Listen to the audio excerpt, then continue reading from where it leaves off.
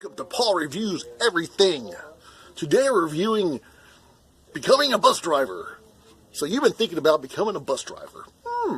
Interesting. Well, let me tell you something. That is something I'm pretty well knowledgeable on. In fact, I drove a city bus for a total of, in Los Angeles for 3.5 years, and out here in North Carolina for 2 years. And now I'm a supervisor, and I've been supervisor for approximately 6 years, 7 years. Too long, I can't even count. Anyway, so I came up with a little list of pros and cons, in case you were wondering if a life as a bus driver is right for you. All right, man. Have a good night.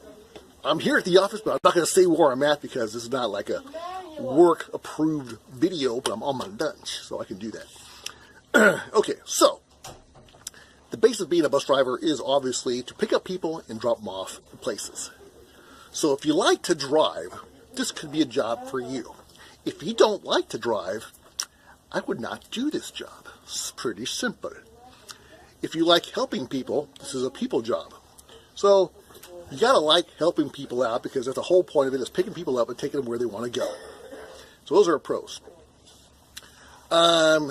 If you like to be out and about, because you're not this is not an inside job, you're inside of a bus, but you're outside cruising around, getting to see the sights, see the sky, see the weather, all that stuff. So it's an out and about kind of job. So that to me is a pro. It also is a pro if, see here, there's really no direct supervision per se. Once you're out, you're out. Nobody's looking over your shoulder. Well, we have camera systems though. A lot of different companies have different ones where they can actually look at you live. But the truth of the matter, from a supervisor point of view, we're not doing that unless there's an incident. And we review the incidences. You know, if something calls in, you'll review it. And we can poke in, we can look in live on some systems. But we don't do that either unless there's a reason to. So you don't got to be all paranoid about it. It actually helps you more than it hurts you, believe me. We get complaints, we check the video, says you didn't do it, good to go. Most complaints are not valid. It's a pretty good paying job if you don't have a college education. You come one of them high school graduates. You don't like school, well then it's not a great paying job in the whole scheme of the world, but it's better than working at Walmart or Taco Bell, places I love to go to but don't want to work there. But it pays decent for a job that doesn't require a college education, especially if you put in a couple of years, maybe like 3 or 4 or 5 years. It's not bad. Working overtime, not too bad. The reason why you're getting paid pretty well, because you got to be responsible. You can't be a total knucklehead like my coworker Ken over here, which is a supervisor too. Joking. Anyways, but you got to be responsible. You got to be here on time. You got to be responsible with the bus because it's a $500,000 bus, and you're traveling with people. The bus weighs a ton of weight, has a lot of weight to it. I don't know how much exactly off the top of my head, 30,000 pounds or something. So you're driving a big old bus down the street, trying to be in a hurry, but you got to be in control. Hopefully, you can get through this video. Okay, so we were at responsibility. I think we'll move on past that. Attendance is very important. You got to be able to keep time. You got to get here on time. You got to keep time on the bus. You can't leave early. Very important. So that's another reason why you're getting paid the big bucks, because you got to be reliable. And if you can't organize your life and get here on time, maybe not right for you. Safety. You got to be safe. I mean, you're always going to be in a hurry out there because you're always trying to make time, but you got to do it safely. You got to know your limitations when you're new. Take it nice and slow and just be late. And then you're going to go faster and then too fast after a while. All right.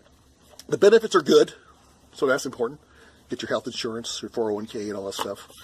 Cons. Let's go to cons. Those are the pros. Let's go do some cons because there are cons. Cons are you got to deal with Ken. Hey, it happens. You got to work with Ken. He's a pain in the butt, but you got to deal with it. Okay. Besides Ken, it's hard on your body. Driving around all day long is actually hard on your body. It's hard on your knees, your back, and your elbows. They will begin to ache after a while. Hopefully you get to a point where you get past that point and you're not aching around. But you got to stay active afterwards when you're not working, go to the gym, go for walks. You gotta stay moving because being seated in a seat all day long, bouncing up and down on your bus, will take its toll on you. It can be boring. Some routes are boring. I don't like the long, straight, boring runs.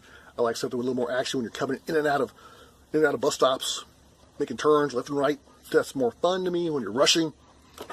Some routes are slow and just time goes by like it doesn't move. Okay. The low seniority routes, I'm not going to lie to you, the low seniority routes, they're not so great. They're going to be the bad times. Some of them have split shifts, might work nights, might work weekends. Usually you might pick up the school kids who are a pain in the butt. But put in your time, you get your high seniority runs, and those are cake, because then you'll know after a while which runs you want, which runs you like driving around out of memory. So I'm going to wrap it up. So thanks for watching. I'll try to do another follow-up review later if you want, or if you have more questions, let me know in the comments and I'll try to answer them for you. Thanks for watching. Paul Reviews Everything, and this is why I think being a bus driver is good and bad. Have a nice day. Bye.